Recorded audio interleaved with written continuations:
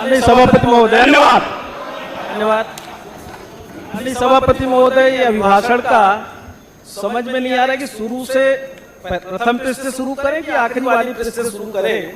आखिरी वाले पृष्ठ में जैसा है, ऐसा चाहूं राज में जहां मिले सबन को अन्न, छोट बड़ो सब सब बसे, रविदास जी रहे प्रसन्न। पर प्रसन्नता किसी को नजर नहीं आ रही है। आप जिधर नजर दौड़ाइए, जिधर नजर दौड़ाइए, युवा बेरोजगार भटक रहा है, महंगाई से हर व्यक्ति गरीब परेशान है, किसान परेशान है, चारों तरफ हाहाकार मचा है। चुनाव जीत जाना अलग बात है, सरकार बना लीजिए अलग बात है।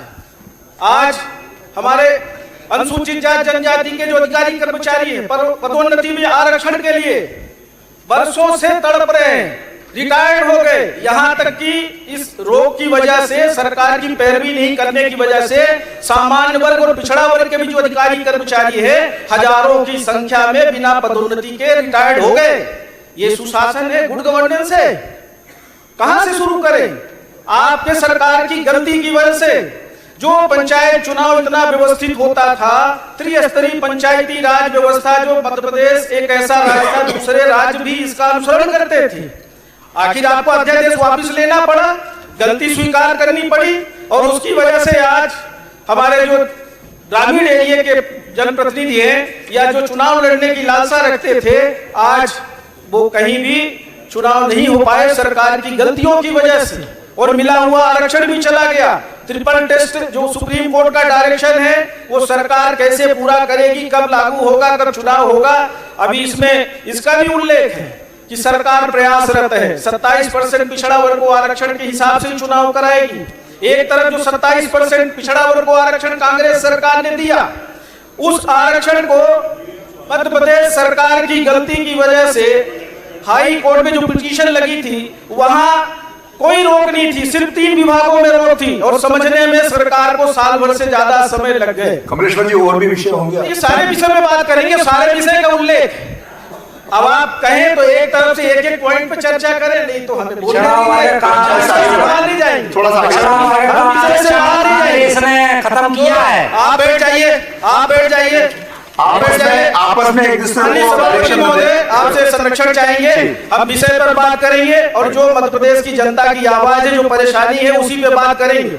माननीय महामहिम राज्यपाल महोदय से सरकार के द्वारा बहुत महिमा मंडित कराया गया है, और यहाँ तक कि प्रधानमंत्री सभापति महोदय, धन्यवाद धन्यवाद। माननीय सभापति महोदय, ये अभिभाषण का समझ में नहीं आ रहा है कि शुरू से प्रथम पृष्ठ से शुरू करें कि आखिरी वाली पृष्ठ से शुरू करें। आखिरी वाले पृष्ठ में जैसा है, ऐसा चाहूं राज में जहां मिले सबन को अन्न, छोट बड़ो सब सब बसे, रविदास जी रहे प्रसन्न। पर प्रसन्नता किसी को नजर नहीं आ रही है। आप जिधर नजर दौड़ाइए, जिधर नजर दौड़ाइए, युवा बेरोजगार भटक रहा है, महंगाई से हर व्यक्ति गरीब परेशान है, किसान परेशान है, चारों तरफ हाहाकार मचा है। चुनाव जीत जाना अलग बात है, सरकार बना लीजिए अलग बात है। आज हमारे अनुसूचित जाति जनजाति के जो अधिकारी कर्मचारी हैं, पदोन्नति में आरक्षण के लिए वर्षों से तड़प रहे हैं, रिटायर्ड हो गए। यहां तक कि इस रोग की वजह से, सरकार की पैरवी नहीं करने की वजह से, सामान्य वर्ग और पिछड़ा वर्ग के भी जो अधिकारी कर्मचारी है, हजारों की संख्या में बिना पदोन्नति के रिटायर्ड हो गए। ये सुशासन है, गुड गवर्नेंस है? कहां से शुरू करें? आपके सरकार की गलती की वजह से जो पंचायत चुनाव इतना व्यवस्थित होता था, त्रिस्तरीय पंचायती राज व्यवस्था, जो मध्य प्रदेश एक ऐसा राज्य था, दूसरे राज्य भी इसका अनुसरण करते थे। आखिर आपको अध्यादेश वापस लेना पड़ा, गलती स्वीकार करनी पड़ी, और उसकी वजह से आज हमारे जो ग्रामीण एरिया के जनप्रतिनिधि हैं या जो चुनाव लड़ने की लालसा रखते थे, आज वो कहीं भी चुनाव नहीं हो पाए सरकार की गलतियों की वजह से। और मिला हुआ आरक्षण भी चला गया। ट्रिपल टेस्ट जो सुप्रीम कोर्ट का डायरेक्शन है, वो सरकार कैसे पूरा करेगी, कब लागू होगा, कब चुनाव होगा, अभी इसमें इसका भी उल्लेख है कि सरकार प्रयासरत है। 27% पिछड़ा वर्ग को आरक्षण के हिसाब से चुनाव कराएगी। एक तरफ जो 27% पिछड़ा वर्ग को आरक्षण कांग्रेस सरकार ने दिया, उस आरक्षण को मध्य प्रदेश सरकार की गलती की वजह से हाई कोर्ट में जो पिटीशन लगी थी वहां कोई रोक नहीं थी, सिर्फ 3 विभागों में रोक थी और समझने में सरकार को साल भर से ज्यादा समय लग गए। कमलेश्वर जी और भी विषय होंगे? ये सारे विषय में बात करेंगे, सारे विषय का उल्लेख। अब आप कहें तो एक तरफ से एक एक पॉइंट पे चर्चा करें, नहीं तो हमें बोलने नहीं जाएंगे, थोड़ा सा इसने खत्म किया है। आप बैठ जाइए, आप बैठ जाइए, आपस में एक दूसरे को सभापति महोदय आपसे संरक्षण चाहेंगे। हम विषय पर बात करेंगे और जो मध्य प्रदेश की जनता की आवाज है, जो परेशानी है, उसी पे बात करेंगे। माननीय महामहिम राज्यपाल महोदय से सरकार के द्वारा बहुत महिमा मंडित कराया गया है और यहाँ तक कि प्रधानमंत्री के नोटिस जारी हो रहे हैं। इसके लिए प्रावधान नहीं है, बहुत सारे प्रावधान बड़े बड़े किए हुए हैं, पर सिर्फ कागजी प्रावधान है। आज हमारी सीधी सिंगरौली राष्ट्रीय राजमार्ग जो है, आए दिन दुर्घटना हो रही है। 2012 में मुख्यमंत्री जी ने भूमि पूजन किया था और कई बार उसका भूमि पूजन हो गया, 1700 करोड़ रुपए राशि भी निकल गई, दोबारा फिर सैंक्शन हुआ है। अभी 2 बस एक्सीडेंट अभी तात्कालिक 1 महीने के अंदर हुआ, कई लोग घायल हैं, अभी उपचाररत हैं, कई ऐसी घटनाएं घट रही हैं। फिर भी बोलते हैं कि बहुत बढ़िया सुशासन है, सब बहुत खुशहाल हैं। अरे खुशहाली तो प्रदेश की जनता में होनी चाहिए। आज जिस तरह का वातावरण है, आज पीएससी में ही अगर हम बात करें, भूतपूर्व सैनिकों को पीएससी द्वारा की जा रही भर्तियों में आरक्षण से संबंधित शासन के स्पष्ट नियमों के बावजूद भी लाभ नहीं दिया गया। मध्य प्रदेश लोक सेवा आयोग द्वारा भूतपूर्व सैनिकों हेतु बनाए गए आरक्षण नियमों का लाभ नहीं दिया जा रहा। राज्य सेवा परीक्षा 2020 की परीक्षा में दी गई अंतिम आंसर शीट में पेपर फर्स्ट पे 4 प्रश्नों के 2 सही उत्तर बताए गए और फिर सेकंड पेपर में 17 प्रश्न डिलीट कर दिए गए। ये खेल चल रहा है, अब कहां विश्वास करेंगे लोग। इसी तरह फर्स्ट पेपर में प्रश्न डिलीट कर दिया गया, 4 प्रश्नों के 2 आंसर दिए गए, 1 प्रश्न का 3 आंसर दिए गए, पेपर 2 5 प्रश्न डिलीट कर दिए गए। अब इस तरह अगर हमारे राज्य लोक सेवा आयोग में इस तरह से होगा तो फिर किसके ऊपर लोग विश्वास करेंगे। राज्य सेवा परीक्षा अधिनियम 2015 संशोधन निरस्त किए जाने के बावजूद भी निरस्त नियमों के तहत जारी प्रारंभिक परीक्षा के परिणाम के आधार पर आयोजित मुख्य परीक्षा के उम्मीदवारों के साक्षात्कार आयोजित किए जा रहे हैं। सरकार ने एक तरफ पुराने नियम में संशोधन भी कर दिया और उसके बाद भी लोगों को लाभ नहीं मिल रहा है। ये सब चिंता का विषय है, ये सरकार को सोचना चाहिए। सिर्फ यहाँ पर हम बड़ी बड़ी बातें कर दे, प्रधानमंत्री जी की प्रशंसा कर दे, प्रधानमंत्री जी का गुणगान कर दे। आज सबसे ज्यादा लोग डीजल, पेट्रोल, गैस सिलेंडर, यहाँ तक कि जो 100 रुपए सब्सिडी मिलती थी राज्य सरकार की तरफ से, वो भी किसी के खाते में नहीं गया, उसके बाद भी गुणगान हो रहा है। 1000 रुपए में गैस सिलेंडर मिल रहा है और जितना भी बांटा था गैस चूल्हा, गैस सिलेंडर, कोई भी गरीब उपयोग नहीं कर पा रहा है। आपके क्षेत्र में, सबके क्षेत्र में यही हालात होंगे, भरवा नहीं पा रहे।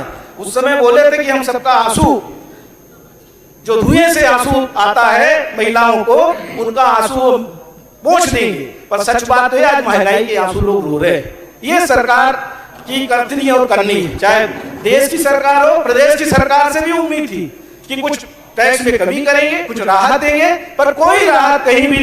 रुपए में गैस सिलेंडर मिल रहा है और जितना भी बांटा था गैस चूल्हा, गैस सिलेंडर, कोई भी गरीब उपयोग नहीं कर पा रहा है। आपके क्षेत्र में, सबके क्षेत्र में यही हालात होंगे, भरवा नहीं पा रहे।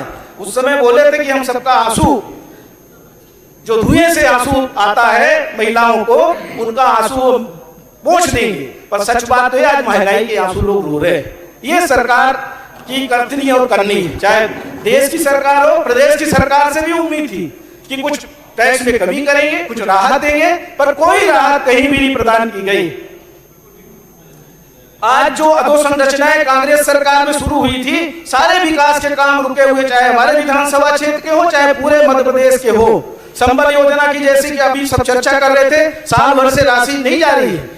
जो सामूहिक विवाह का हो, प्राकृतिक आपदा का हो, उसकी राशि खाते में नहीं जा रही है, फिर भी हजारों करोड़ रुपए का प्रावधान है। एक तरफ बजट से ज्यादा कर्जा और दूसरी तरफ बजट और कर्जे में थोड़ा ही अंतर है, पर कैसे चुकाएंगे, कैसे इसको रीपेमेंट करेंगे, कहां से कर्ज लेंगे, सब दिखावा है और ये दिखावे की सरकार चल रही है। हमारे समझ से माननीय सभापति महोदय, सरकार को सही दिशा में काम करने की आवश्यकता है और प्रदेश की जनता को लगातार गुमराह करने की आवश्यकता नहीं।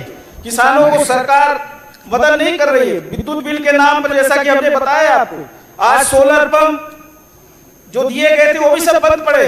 कितना समय और लेंगे कमिश्नर जी? अभी तो शुरू किया है। अरे आपने उनको 15 मिनट दिया है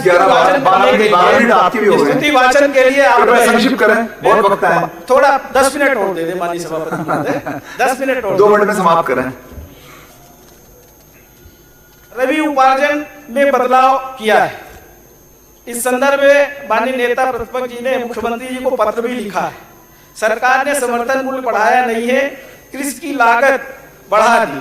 इसमें कृषि के लिए विद्युत, खाद, बीज एवं कीटनाशक के दाम भी बढ़ाए गए माननीय सभापति महोदय। और कहीं न कहीं पूरे प्रदेश में सभी विधानसभा में इस तरह का माहौल होगा, इस पे आप सबको भी चर्चा करना चाहिए, क्योंकि सबसे ज्यादा अगर परेशान है तो किसान परेशान है, सरकार की लाठी से भी परेशान है, वाला पशुओं से भी परेशान है, और प्राकृतिक आपदा से भी अगर कोई परेशान है तो किसान परेशान है। जैसे कल ही ओलावृष्टि हो गई, आए दिन कब कहाँ प्राकृतिक आपदा आ जाती है, और जब तक सोसाइटी में किसान का खाद्यान्न जो पैदा करता है उपज बेच नहीं देता है, तब तक किसान परेशान रहता है। स्थिति ये होती है माननीय सभापति महोदय कि जब वो अपना भुगतान लेने के लिए जाता है तो भी कई बार चक्कर लगाता है जो हमारे सहकारी बैंक है, तब जाके कहीं उसके खाते में या उसके पास पैसा आता है। इसमें भी सुधार करने की आवश्यकता है।